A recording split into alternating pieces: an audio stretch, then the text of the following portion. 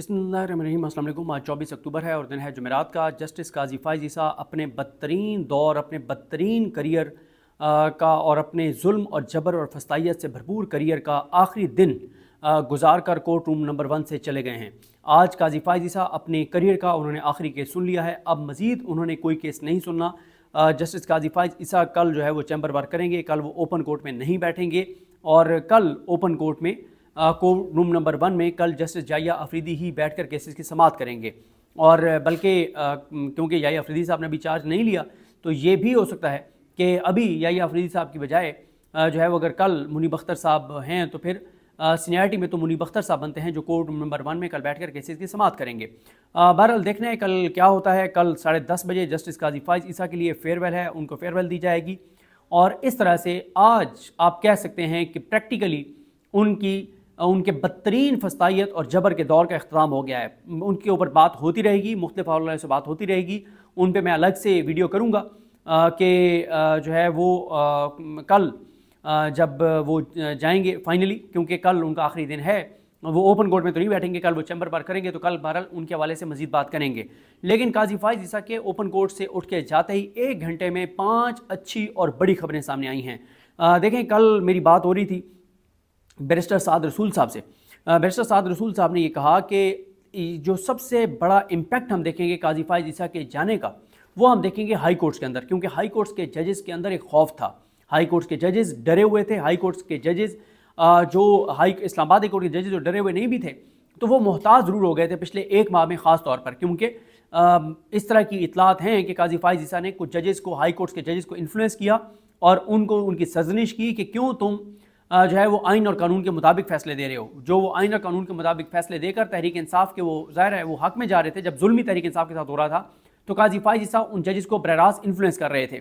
मैं एक चीज़ जो अपनी वीडियो में याद दिलाता रहूँगा जस्टिस जाहिया अफरीदी साहब को, जो चीफ जस्टिस पाकिस्तान है, अब पता नहीं कितने अरसे के लिए हैं, अगर ये फुल कोर्ट में ये केस जाता है तो ये वैसे आईनी तरमीम उड़ जाएगी, कि जाहिया अफरीदी साहब को 2 चीज़ों की तहकीकात ज़रूर करनी चाहिए। है बहुत मुश्किल कि वो इन चीज़ों की तहकीकात करें क्योंकि वो कंट्रोवर्सी में नहीं पढ़ना चाहेंगे। पहला वो ये इस बात की तहकीकात करें कि काजी फ़ाइज़ ईसा किस तरह से हाई कोर्ट के जजेस को टारगेट करते रहे, इन्फ्लुएंस करते रहें। इस्लामाबाद हाई कोर्ट के किन किन जजेस को टारगेट करते रहें, किस जज से मुलाकात में उन्होंने क्या कहा था कि तुम तहरीक इंसाफ के हक़ में क्यों फैसले दे रहे हो, हालांकि वो जज आइन और कानून के मुताबिक फैसले दे रहे थे। दूसरा, और इसी के साथ मैं आपको बता दूं, लाहौर हाई कोर्ट के जस्टिस शाहिद करीम साहब को बहुत टारगेट किया था काजी फ़ाइज़ ईसा ने ओपन कोर्ट में। उनके खिलाफ बड़े घटिया, गलीज, नीच रिमार्क्स दिए थे और काजी फ़ाइज़ ईसा जो हैं वो जस्टिस शाहिद करीम साहब को बहुत उन्होंने टारगेट किया था, क्योंकि जस्टिस शाहिद करीम एक आज़ाद जज हैं, अपने हलफ से वफा करने वाले जज हैं।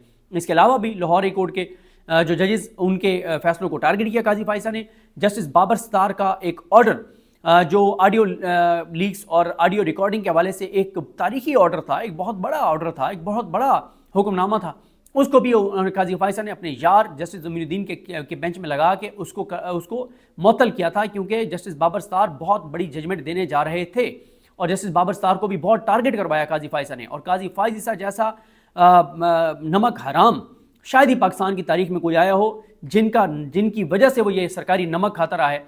उनके साथ किस किस के साथ क्या किया ये भी आपको बताएंगे। बाबर सत्तार साहब ने सबसे टेक्निकल जो पॉइंट था, जो सबसे टेक्निकल पॉइंट था उन काजी फ़ाइज़ ईसा के केस में, उसमें आर्गू जस्टिस बाबर सत्तार ने बतौर वकील किया था। ये जज तो बाद में बने। और फिर जब जस्टिस बाबर सत्तार के खिलाफ कंपेन चली और एक केस के दौरान जस्टिस अतर मिनल्ला साहब ने उनके हक में बात की तो काजी को सांप सूंघ गया। काजी ने एक लफ्ज़ बाबर सत्तार साहब के हक में नहीं किया कहा था, बल्कि वो बाबर सत्तार साहब को टारगेट करवाते रहे, क्योंकि काजी का ये इल्ज़ाम था कि वो जो 6 जजेस का लेटर था वो ड्राफ्ट किया था जस्टिस बाबर सत्तार ने। ये काजी का उनके ऊपर इल्ज़ाम था।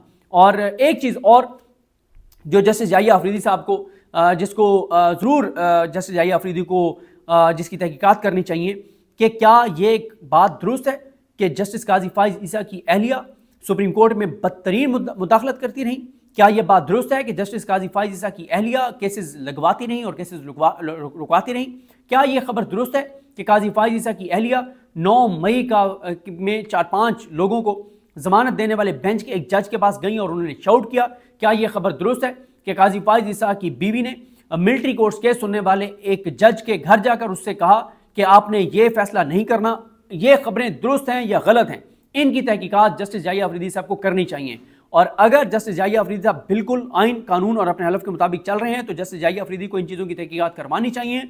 और फिर अगर ये बातें साबित हो जाती हैं तो जस्टिस जाहिया अफरीदी को जो है वो उन केसेस को भी जो है वो अब तेज़ी से आगे चलाना चाहिए जिनको काजी फाइज ईसा की बीवी के ऊपर इल्ज़ाम है कि वो रुकवाती रही है। और वो कौन से केसेस थे जो जस्टिस काजी फाइज ईसा की बीवी लगवाती रही है, किसके वो केसेस थे, क्या उनका मफाद था, वो अरबों रुपए के करोड़ों रुपए के टैक्स मैटर्स, कौन कौन से केसेस वो लगवाती रही, कौन वकील उसमें कौन था, किसको क्या फ़ायदा हुआ, ये सारी तहकीकात याहिया अफरीदी साहब को करनी चाहिए।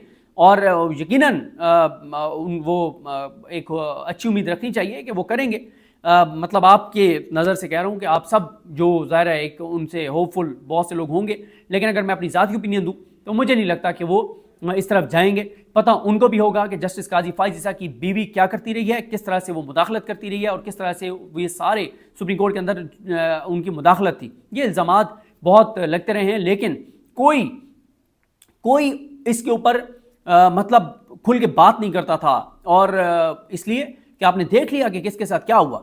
आपने देखा कि काजी फाइज ईसा ने किस तरह से जो है उसने मजबूर किया एजाजुल हसन साहब को कि वो रिज़ाइन करें, मज़ाहिर अकबर नकवी साहब को कैसे मजबूर किया कि वो रिज़ाइन करें, कैसे पूरी हाई कोर्ट्स को एक तरह से उन्होंने गैर मौसर कर दिया था, कैसे काजी फाइज ईसा ने जो है इस निज़ाम को सपोर्ट किया। ये सारी चीज़ें आपके सामने हैं। खैर अब हाँ, एक चीज़ और आपको जल्दी जल्दी बता दूँ कि एक तो मुझे तो ज़ाहिर है आज दो खुशियाँ हैं। एक खुशी काजी फाइज ईसा के जाने की एज ए पाकिस्तानी, और एक ज़ाती तौर पर यह है कि वो क्योंकि साद रसूल साहब का जिक्र आया था तो इंशाल्लाह शहर इक़्तिदार आप एक प्रोग्राम हमारा देखा करते थे जिसमें मैं, अदील वड़ाई साहब और ईसा नकवी साहब करते थे वो प्रोग्राम।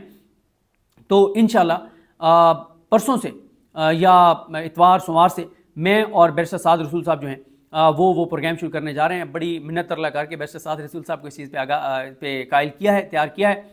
तो आपको बहुत मज़ा आएगा वो देख कर, क्योंकि मैं ख़ुद ज़ाती तौर पे जितना उनका न्याज़मंद हूँ साद रसूल साहब का, और जिस तरह से वो बात करते हैं, जितनी उनकी कमांड है, तो इंशाल्लाह आपको देख के बड़ा अच्छा लगेगा। तो 2-3 दिन में इंशाल्लाह शहर इक़्तिदार में जो है वो बैरिस्टर साद रसूल के साथ आप मुझे देखेंगे। ज़्यादा हम जो है वो साद रसूल साहब को ही सुना करेंगे।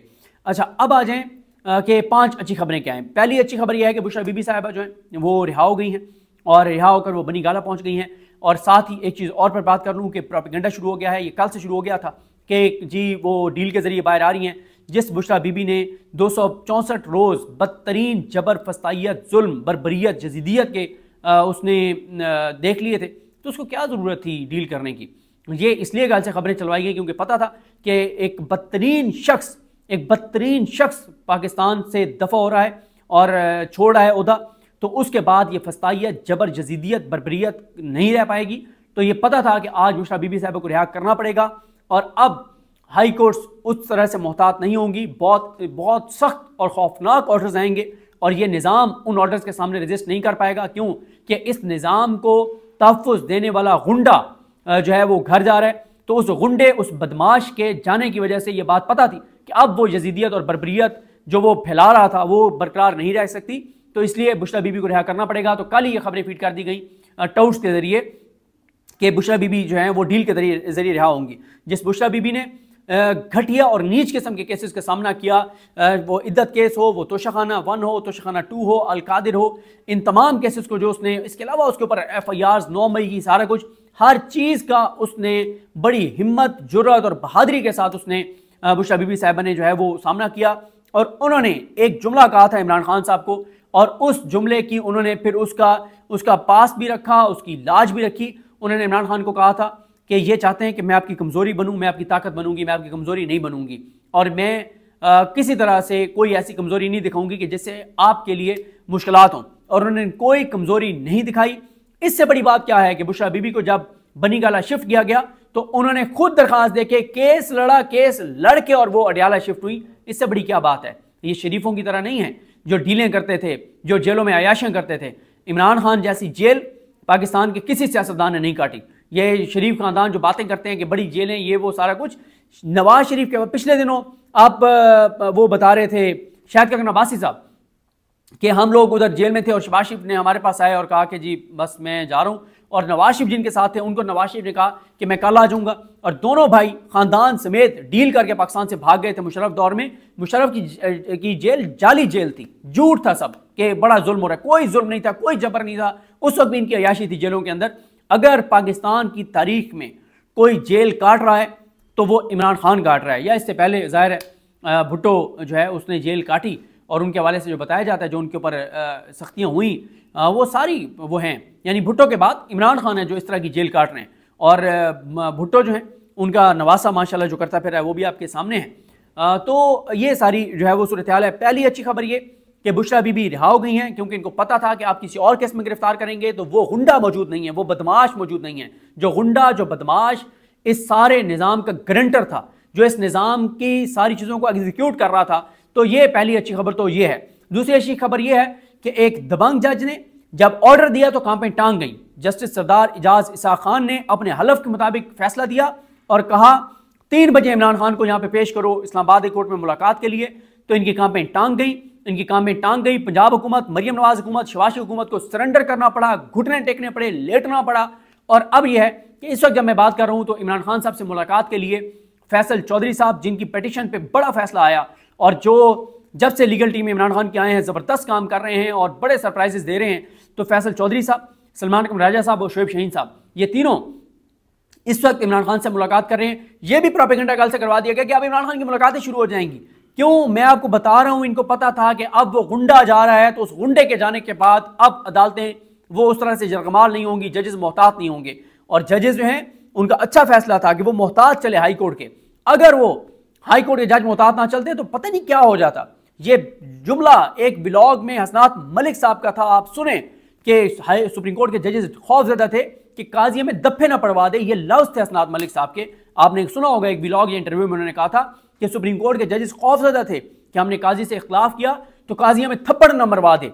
इस हद तक खौफ था, इस हद तक बर्बरियत और यजीदियत थी इस शख्स की। तो ये एक खबर है। एक और खबर आपको बता दूं जनाब, और वो खबर ये है कि 9 मई के केसेस सुनने वाले जज जिनको हटाया गया था, उनको उस जज साहब खालिद अरशद शायद उनका नाम था, उनको जो हटाया गया था और उनको हटाने के बाद कोई और जज आलिया नीलम साहबा ने बहुत लेट नॉमिनेट किया और प्रोसेस शुरू हुआ। 2 माह और तकरीबन 10 दिन बाद मेरी बुरहान मौज़म एडवोकेट साहब से बात हो रही थी। बुरहान मौज़म एडवोकेट बहुत लाइक और दबंग और ज़बरदस्त वकील हैं, और जेल के अंदर जो वो ट्रायल चला रहे हैं, जिस तरह से वो दलाइल दे रहे हैं, जिस तरह से वो ज़बरदस्त चीज़ें, वो राना मुदस्सिर साहब, बाकी वकला जो वहाँ पे केसेस लड़ रहे हैं। तो बुरहान मौज़म एडवोकेट साहब से मैंने सारा पूछा। 2 माह और तकरीबन 8-10 दिन बाद ये मंजर अली गिल शायद इनका नाम है, उन्होंने आज चार्ज संभाला है और उन्होंने केसेस 9 मई के लगाना शुरू कर दिए हैं। इससे पहले अरशद जावेद साहब जो हैं उन्होंने भी 9 मई के केसेस अब ट्रायल दोबारा कल से शुरू कर दिए हैं, और वो भी 9 मई के केसेस भी अब चल पड़े हैं। 1.5-2 माह से इमरान, बल्कि 2-2.5 माह से इमरान खान साहब के 9 मई के जो जमानतें हैं वो नहीं हो रही थी। हालांकि वो क्लियर उनकी जमानतें बनती थी, क्योंकि 2 जो पन्नू साहब और एक और जज साहब जो हैं उन्होंने जो फैसला दिया था इमरान खान को, जो जुडिशल किया था 9 मई के केसेस में, वो बड़ा दबंग वो ऑर्डर था। उसके बाद उनकी जमानतें कंफर्म थी, तो वो भी केसेस नहीं लग रहे थे। तो वो केसेस भी अब लग जाएंगे। और जो बुरहान मौज़म एडवोकेट साहब बता रहे थे कि अब वो भी उम्मीद है कि 9 मई के केसेस जो हैं वो तेज़ी के साथ चलेंगे। तो ये भी एक बड़ी और अच्छी खबर है। और कई बेगुनाह अभी तक जेलों में हैं, आपके सामने हैं कि इजाज़ चौधरी साहब हों और उमर सरफराज सीमा साहब हों, यास्मीन राशिद साहब हों और शाह महमूद कुरैशी साहब हो, सब कितने अरसे से बेगुनाह जेलों में हैं। और बाकी जो मिलिट्री कोर्ट वाले हैं 85, जिसमें हसन न्याजी भी हैं, हैदर मजीद भी हैं, वो मेरा ख्याल है कि ज़रा थोड़ा सा डिले होगा, क्योंकि उसकी वजह यह है कि वो अब एक पंगा पड़ेगा ये आइनी तरमीम वाला, कि आइनी तरमीम के बाद वाला, कि वो आइनी बेंच में जाने हैं तो आइनी बेंच कब बनेगा, क्या, वो थोड़ा सा एक मामला जो है वो कॉम्प्लिकेटेड है। अच्छा, अब एक और अच्छी खबर वो ये है कि इमरान खान साहब की, आपको पता ही है कि साइफर केस में इमरान खान साहब कन्विक्टेड थे। साइफर केस में इमरान खान साहब बरी हो चुके हैं। आपको पता है कि इमरान खान साहब को कन्विक्ट किया गया था इद्दत में, उसमें इमरान खान साहब बरी हो चुके हैं। अब अच्छी खबर पीटीआई के लिए और इमरान खान के लिए ये है कि जो तोशाखाना 1 में उनको कन्विक्ट किया गया था, उस कन्विक्शन के खिलाफ इमरान खान साहब की उस कन्विक्शन के खिलाफ अपील जो है बरियत की, वो समाअत के लिए मुकर्रर हो गई है, वो समाअत के लिए मुकर्रर कर दी गई है और वो सुनेंगे आमिर फारूक साहब और उनके साथ होंगे जस्टिस मियां गुल हसन औरंगजेब साहब। तो ये केस भी फिक्स हो गया है।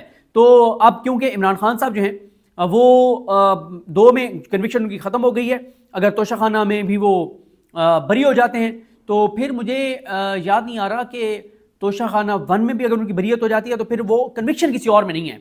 कन्विक्शन इमरान खान साहब की जो है वो बहरहाल 3 या 4 केसेस में इमरान खान साहब की जो है वो कन्विक्शन इमरान खान साहब की थी। बहरहाल अगर तीसरे में भी वो बरी हो जाते हैं तो फिर सिर्फ एक केस जो है वो रह जाएगा। अगर इसमें भी उनकी बरीयत हो जाती है तो फिर एक केस रह जाएगा इमरान खान साहब का जो है वो बरीयत वाला।